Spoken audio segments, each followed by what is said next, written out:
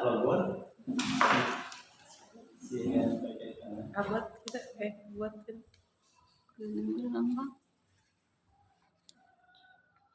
Coba kita cari Jangan merebut kayak perempuan Pak Anwar Lubis.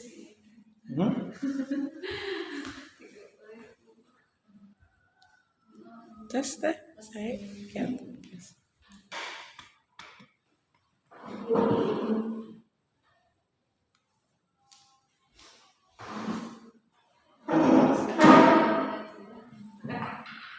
Assalamualaikum warahmatullahi wabarakatuh. Perkenalkan, nama saya Adit Krisnawati, calon guru penggerak angkatan 10 Kabupaten Tasikmalaya dari SMKS Al-Falah Tanjung Jaya. Pada hari ini saya akan melakukan wawancara pasca observasi dengan Pak Encep, salah satu guru SMK Al-Falah Tanjung Jaya, menempuh mata pelajaran matematika dan didampingi juga oleh Ibu Ayu sebagai pengajar praktik. Baik Pak Encep, bagaimana kabarnya hari ini? Alhamdulillah selalu sehat walafiat. Alhamdulillah. Semangat. Iya, Pak Encep selalu semangat. Alhamdulillah. Pak Encep mohon maaf ya diganggu waktunya. Adapun tujuan dari wawancara pasca observasi ini yaitu kita akan mengevaluasi atau berdiskusi tentang observasi yang telah saya lakukan kemarin. Baik Pak, bagaimana perasaan Bapak ketika kemarin saya masuk ke kelas 10 PPLD ini Pak, melaksanakan supervisi kemarin? Sebetulnya kalau perasaan ketika di supervisi itu ada deg-degannya. Biasa luas ngajar sendiri, jadi dilihatin. Jadi kerasanya tuh ada deg-degannya. Tapi ada penyesuaian di awal. 10 menit di awal terasa deg-degan, kesannya udah happy lagi. Nggak ada masalah. Untuk perasaan mah alhamdulillah. Deg-degan sedikit, kesannya lancar. Cek karena kita itu nih sebentar lagi kan nanti juga bakalan ada jadwal supervisi dari sekolah gitu ya Pak. Jadi kita mah kalau mancap sudah biasa. Kalau deg-degan sih sama. Pasti pernah melakukan hal yang sama seperti mancap gitu Pak. Itu mau hanya sering saja. Gitu ya. Apalagi kita kan satu perempuan pendidikan matematika. Sebelum melihat mata pelajaran yang lain kita satu MBMP terlebih dahulu gitu Pak. Pak, area pengembangan apa yang kemarin Bapak laksanakan dalam proses pembelajaran? Lalu bagaimana tahapan-tahapan pembelajaran yang Bapak lakukan? Nah, jadi kalau di pendidikan matematik, mata pelajaran matematik, saya tuh ketika ngajar selalu melihat kondisi siswanya dulu, kesiapannya sudah sampai mana. Jadi kemarin itu saya pastikan dulu kemampuan awal anak-anak seperti apa. Ketika dicek ternyata masih banyak permasalahan di operasi bilangan, baik itu perjumlahan, pengurangan, perkalian, pembagian.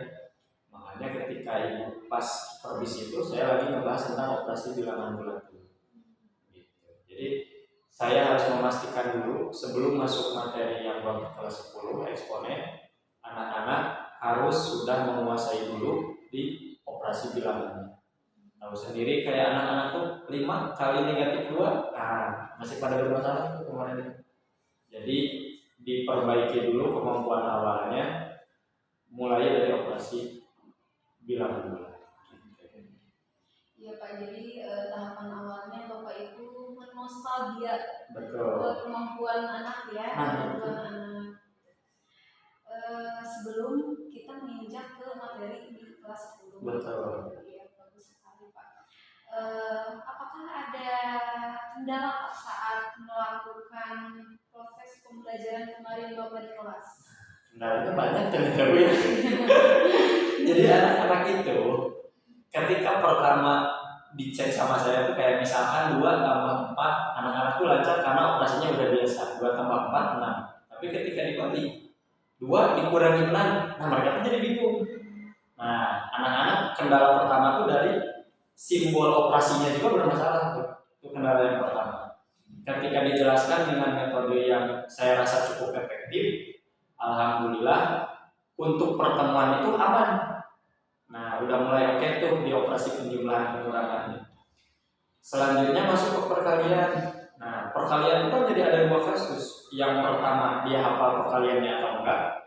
Ketika misalkan dia nggak hafal, contoh 6 kali 6 itu dia nggak hafal. Makanya saya kasih solusi, cari manual. Caranya gimana? 6 kali 6 itu berarti 6-nya dijumlahin sebanyak 6 kali. Setelah udah itu dapat nih 6 kali 6 36. Ketika operasinya 6 dikali negatif 6, nah kendalanya itu datang lagi karena operasinya udah berubah. Kendala yang kedua tuh begitu. Cuman ketika udah dijelaskan, alhamdulillah anak-anak mulai paham lagi, udah mulai aman. Hanya saja kendala selanjutnya tuh di pertemuan selanjutnya dia lupa lagi. Gitu. Jadi intens pertemuannya tuh terlalu jauh. Hari Rabu ke hari Jumat. Jadi saya rasa terlalu jauh. Akan lebih efektif kalau dijadwalkannya itu 2 hari berturut-turut. Gitu. Karena buat matematika kalau nggak ada latihannya agak berat. Gitu. Kendalanya begitu mudah-mudahan. Kalau kendala Bapak saat proses pembelajaran seperti itu kan pada siswanya ya Pak ya. Untuk kendala dari sana ataupun apakah ada kendala dulu atau tidak Pak? Nah kalau misalkan kendala dari saya, yang pertama saya biasanya mempersiapkan itu tentunya ada bahan ajarnya dulu nih.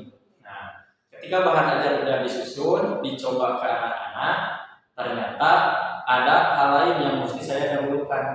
Jadi kendalanya itu sesuatunya itu yang udah saya susun disimpan dulu, review dulu anak-anak beberapa menit di awal, baru masuk lagi ke perencanaan yang sesuai di awal. Jadi biasanya kalau saya meskipun udah bikin perencanaan, tetap saya patokannya itu ada di kondisi anak-anak. Jadi kalau kondisi anak-anaknya perlu penyesuaian dulu, perlu pengkondisian awal dulu, nah agak sedikit diubah skemanya fleksibel sesuai kondisi kelas. Kadang itu dengan ice breaking atau apa. Nah kalau yang kemarin karena di supervisi, alhamdulillah siswanya juga kondisi gitu. Iya Pak, kalau matematika itu dituntut untuk si anak untuk bisa berpikir kritis, Nah, kreatif ya Pak. betul. Tapi jangankan kita mengerjakan soal AKM, soal dasar Nah, aku saja apalagi dari senior lebih banyak pengalaman. Pak, kalau di dalam skala 0 sampai 10, kira-kira proses pembelajaran Bapak itu berada di skala berapa?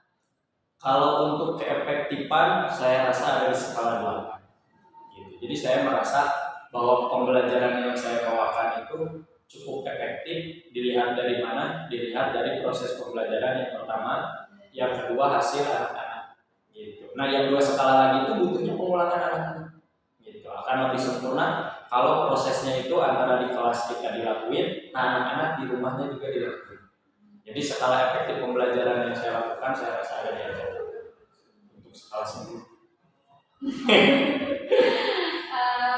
Apakah Pak ada pendekatan lain bagi tadi kan kata Bapak si anak tersebut tentunya kendalanya itu banyak ya yang sudah disebutkan tadi gitu Pak. Apakah ada pendekatan lain untuk anak yang bisa dikatakan kurang ini? Apa bentuk pendekatan Bapak kepada anak tersebut sehingga si anak tersebut bisa mengikuti pembelajaran yang Bapak. Nah kalau pendekatan yang saya lakukan Bu, yang pertama untuk beberapa kasus anak yang dikatakan agak sedikit kurang, saya selalu perhatikan agar pembelajaran efektif itu saya pakai tutor sebaya Bu.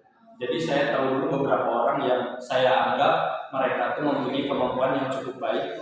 Kalau ada 5 orang yang dirasa kemampuannya cukup baik, maka yang 5 orang itu harus terbagi jadi 5 kelompok yang berbeda. Gitu. Jadi nanti sisanya menyesuaikan agar ketika pembelajaran si anak yang dirasa kurang cukup kemampuannya bisa dibantu sama yang udah bisa. Jadi tutor sebayanya itu saya ngejelasin ke semuanya. Ketika ada anak yang kondisinya masih belum paham, bisa dibantu sama temannya dijelaskan, nanti juga bisa dibantu sama saya. Jadi saya rasa pendekatan itu cukup efektif buat kita.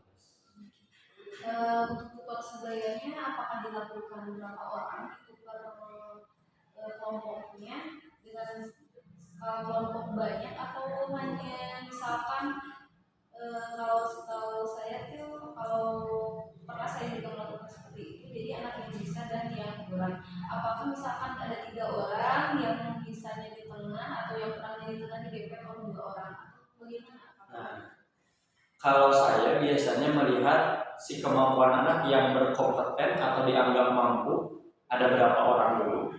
Kalau misalkan per kelas yang kelas A ada 6 orang, maka saya bikin jadi 6 kelompok biar lebih efektif. Tentu ketika orang ataupun siswa yang kemampuan matematikanya lebih bagus, lebih banyak, artinya kelompoknya akan semakin kecil. Jadi di 2 kelas yang berbeda bisa beda-beda gitu. Kalau misalkan yang banyak, yang oke-nya saya bikin sesuai siswa yang oke.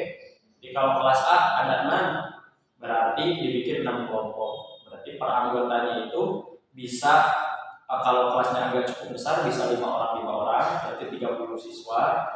Ataupun kalau kelasnya agak kecil berarti semakin sedikit lagi anggota. Untuk teknis penempatannya biasanya yang bisa berada di tengah saya. Jadi sistemnya kotak nih si mejanya tuh.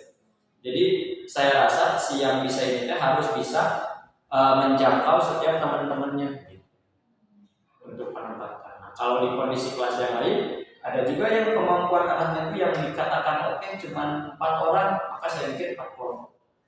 Jadi saya pastikan di kelompok itu harus ada tutor sebaya atau siswa yang sudah dianggap sudah menguasai lebih jauh dibanding yang lain. Gitu kalau saya sih. Oke Bapak, pertanyaan selanjutnya apa rencana Bapak ke depan untuk mengubah agar pembelajaran Bapak lebih? Nah, yang pertama yang saya rencanakan itu untuk membuat pembelajaran lebih menyenangkan harus menyiapkan ice breaking. Itu tuh yang paling penting. Saya selalu menyiapkan beberapa ice breaking agar ketika pembelajaran dirasa udah mulai jenuh, udah mulai gak kondusif, biar membuat kondisi anak lebih fresh lagi, saya selipkan ice breaking dulu di sana. Jadi setiap masuk kelas saya siapkan ice breakingnya, apalagi modul pembelajarannya saya siapkan secara efektif mungkin. Jadi selalu dari pertemuan ke pertemuan lagi itu saya usahakan selalu ada perkembangan, selalu ada refleksi lagi, yang kurang saya perbaiki lagi, terutama kondisi anak-anak ketika ada di kelas. Saya selalu berupaya agar kondisi anak-anak itu selalu menyenangkan. Karena kalau matematik nggak menyenangkan, udah mah susah, anak-anaknya nggak senang, berbahaya. Lebih berbahaya begitu. Jadi kondisinya harus senang dulu, biar belajar efektif. Itu kalau saya bilang. Sekali ya perencanaannya Pak, kira-kira kapan Pak akan melaksanakan perencanaan yang sudah Bapak rencanakan? Nah, kalau pelaksanaan dari minggu ke minggu saya selalu laksanakan itu, jadi alhamdulillah setiap pertemuan selalu saya selipkan ice breaking disesuaikan dengan kondisi anak-anak itu. Ketika anak-anak kondusif, nah ice breakingnya cuma 1 atau bahkan nggak ada. Tapi ketika anak-anaknya terasa agak cukup lelah, kurang konsentrasi, maka agak lebih banyak ice breakingnya biar anak-anak merasa fresh. Dan itu dilaksanakan setiap pertemuan. Jadi minggu sekarang udah melaksanain, minggu depan dilihat kondisi anak-anaknya ternyata butuh refreshing sedikit, nah saya lakuin lagi untuk kegiatan pemulihan konsentrasi anak. Kalau misalkan untuk perencanaan pembelajaran, setiap waktu, setiap pertemuan ke pertemuan selalu saya rencanakan agar selalu dapat penambahan keilmuan dan kemampuan analisis. Gitu. Baik Bapak, terima kasih, luar biasa sekali Bapak itu semangat. Amin. Mudah-mudahan. Baik Pak, terima kasih, mungkin itu aja ya dapat saya tanyakan kepada Bapak. Sehat-sehat ya Pak. Amin. Juga sehat selalu. Baik, Ibu silakan untuk memberikan baru. Ya, sedikit aja mau alhamdulillah apresiasi yang sebesar-besarnya Bapak di dalam kelas itu benar-benar asik gitu ya dalam proses pembelajaran, dan itu juga menjadi fokus Bapak gitu ya dalam proses, ternyata tidak melulu materi gitu ya, materi matematika yang dijangkau gitu ya, tapi sudah berpihak pada murid di kesiapannya tadi, apa namanya, diperhatikan, kemudian kesiapan belajar mereka, kemudian gimana sih kenapa biar bersemangat bagaimana begitu ya, luar biasa Bapak, seru kayaknya gitu. Terima kasih Bapak atas waktu Bapak untuk sharing gitu ya kegiatan pendampingan kali ini. Mudah-mudahan nanti Bapak semakin lancar, semakin sukses dalam kegiatan proses belajar. Mungkin sedikit Bu Elis. Terima kasih Bu Ayu, terima kasih Pak Cep. Assalamualaikum warahmatullahi wabarakatuh. Dan semuanya yang matematika persiapan.